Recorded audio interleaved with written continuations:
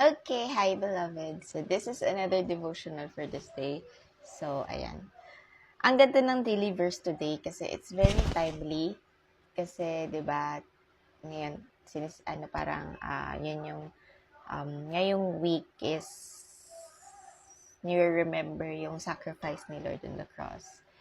'Di ba yung the gospel, ganyan. So ang ganda lang kasi it's a very timely reminder sa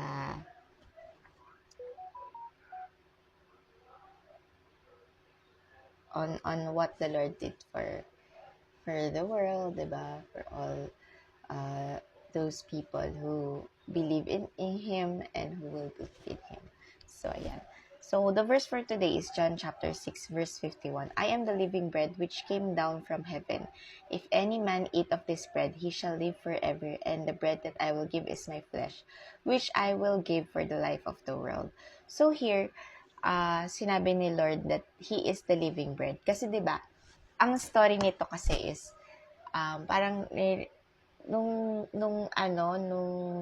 ano ba, yung verses before this, sinasabi ng mga Israelite na yun, na nagpadala ng mana si God, 'di ba?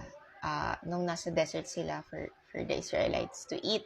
So, ayan, 'di ba? They were on a desert, tapos yun umulan ng mana, and quail nga di ba?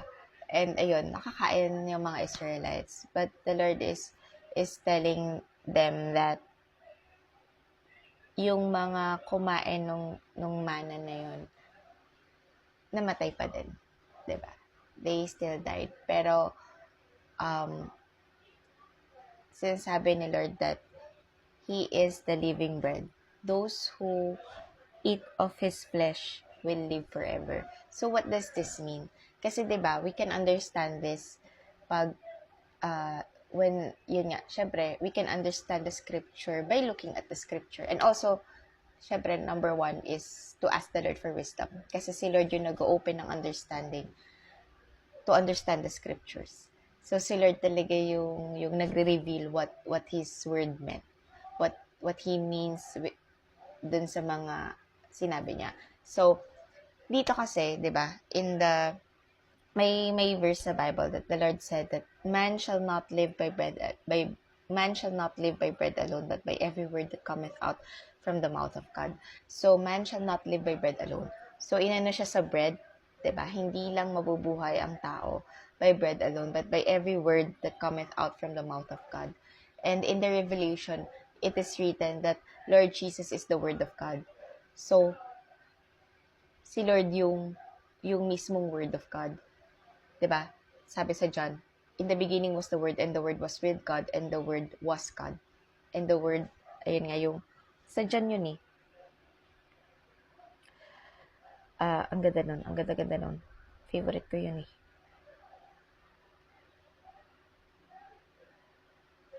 Ito, John chapter 1 verse 1 to 5. In the beginning was the Word, and the Word was with God, and the Word was God.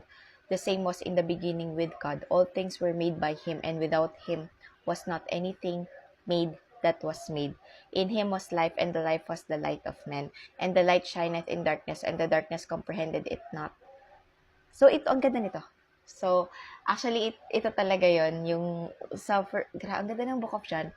So, John, di ba? In the book of John, sabi dito, in the beginning was the Word, and the Word was with God, and the Word was God. So, this verse actually is saying that Lord Jesus is God. Di ba?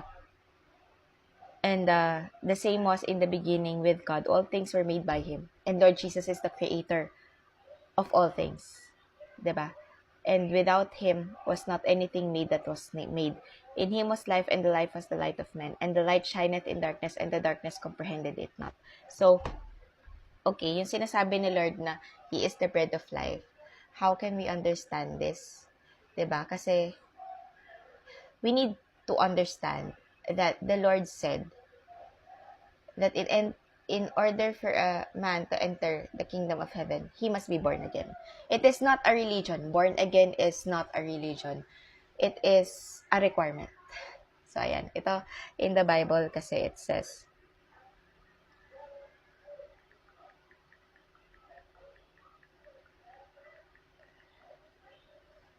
in John chapter 3, verse 5 to 7. Jesus answered, Verily, verily, I say unto thee, except a man be born of water and of the Spirit, he cannot enter into the kingdom of God. That which is born of the flesh is flesh, and that which is born of the Spirit is spirit. Marvel not that I said unto thee, ye must be born again. So the Lord is the one who said this. Ye must be born again.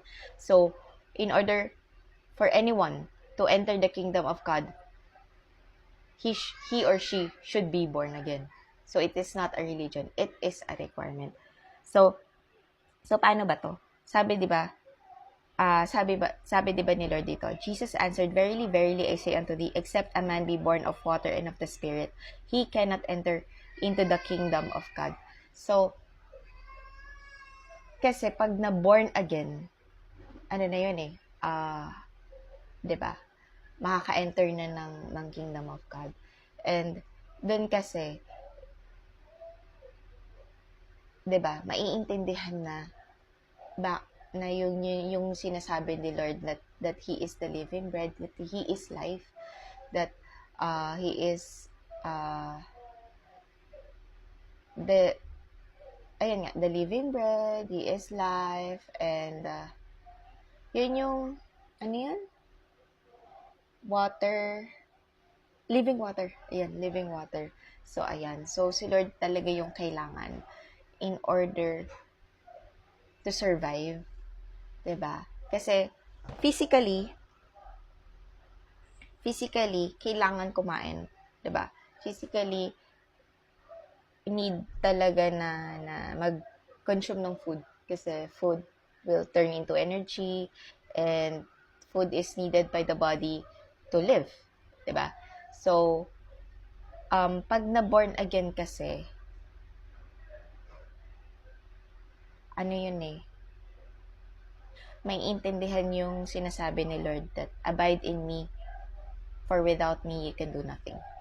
'Di ba? Yun yung sinasabi ni Lord that, yung vine, ayan, that He is the vine, and that yung mga naniniwala sa kanya are branches. Ito to. In John chapter 15 verse 5, I am the vine, ye are the branches. He that abideth in me, and I in him, the same bringeth forth much fruit, for without me ye can do nothing. Ayun, ito.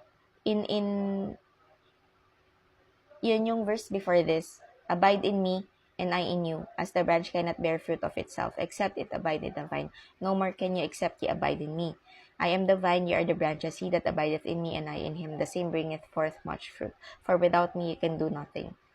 If a man abide not in me, he is cast forth as a branch, and is withered, and men gather them and cast them into the fire, and they are burned. If ye abide in me, and my words abide in you, ye shall ask what ye will, and it shall be done unto you. So, 'di ba? So, yun yung analogy that those people, yan, tayo as beloved children of God, tayo as beloved daughters of God, we are branches, and the Lord is the vine. And the Lord is the vine. And yun, 'di ba? Pag ang branch na-cut, hindi na siya nakakakuha ng nutrients. It doesn't get any more nutrients from the vine. It withers and it dies. So, ganun talaga yun. So, we need the Lord every moment of every day. 'Di ba?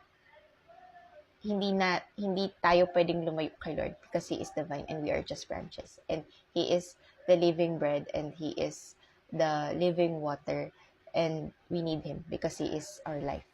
So, ayan. So, malapit na matapos yung time. So, may this encourage you, beloved.